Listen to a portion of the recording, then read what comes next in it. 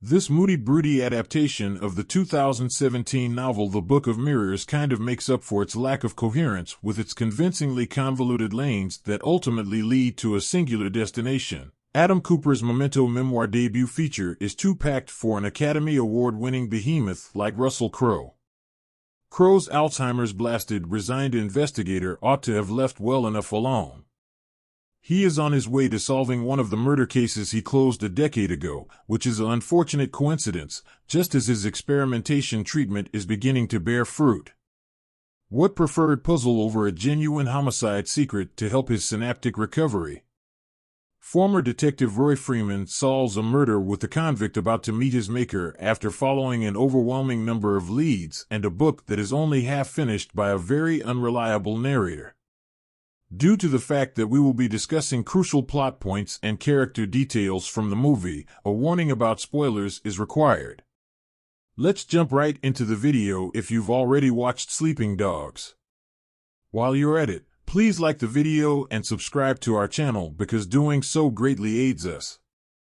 Even though Roy's partner Jimmy Remus was the one who signed off on all the documents connected to the case, there is a sense that Jimmy is hiding something about what really went down in Professor Joe Weider's house all those years ago when it comes to Laura, the woman he never really moved on from. She came off as a genius with endless knowledge on any given topic. Richard made up his mind about the fact that there was something going on between Laura and Joe, but it's not entirely clear right off the bat how Laura actually in Joe's correspondence with the Department of Defense. She even made the official claim that she actually wrote the thesis.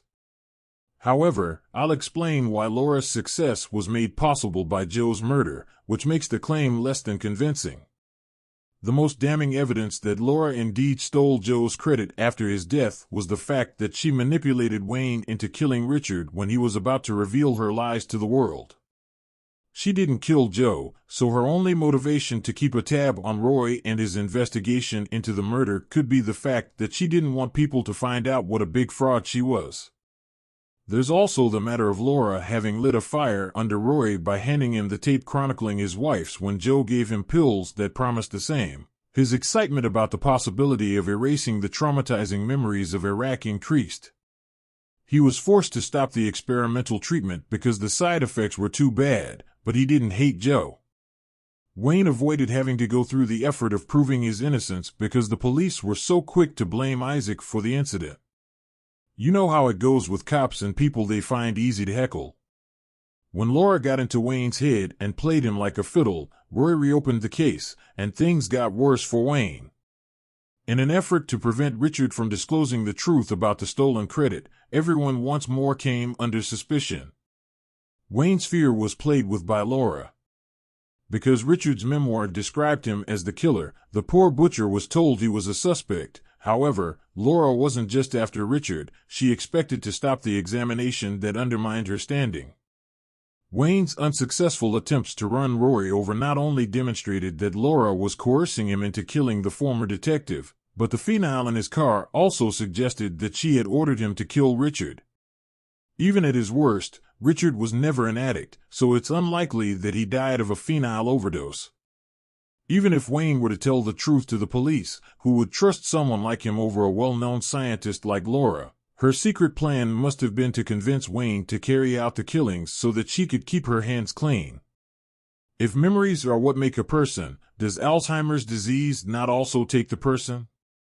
And in the event that that is the case, the Roy Freeman we meet is the Roy Freeman he was before he made any mistake that was significant enough to fundamentally alter him without the memories. Roy's cops tell him to believe the man on death row, so his human instinct is to save Isaac's life.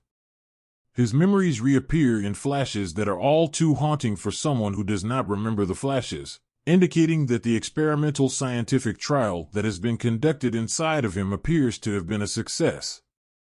Each of the leads he follows is mysterious, but they don't really fit the description of someone who would be violent enough to kill a man with his own Hall of Fame signed baseball bat. Jimmy Demies is the only person who, if he isn't the killer, has the truth and makes some sense. Jimmy, Roy's former partner, has lost touch with Roy ever since he lost his job in the drunk driving accident and his memories have faded. The man he is more familiar with is too nice to be someone he finds suspicious for one knowing question. When it comes to confronting Jimmy's gun, why were all of the legal documents signed by only Jimmy and not by his partner, given that Roy is bad enough to find the murder weapon?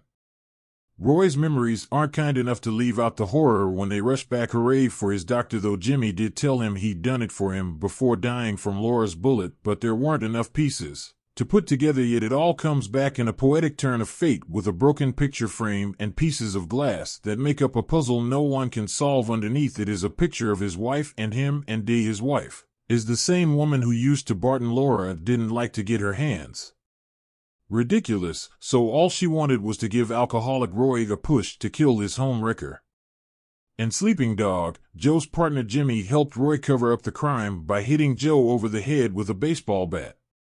The evil results of Roy's recollections returning kind of approve Richard's interpretation of the whimsical idea of recollections in his diary. The new day his recollections were supposed to usher in turns out to be a curse. Roy were supposed to bring the killer, but it turns out to be a curse.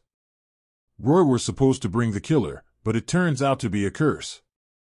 The executioner Roy was searching for is the man he sees when he searches in the mirror.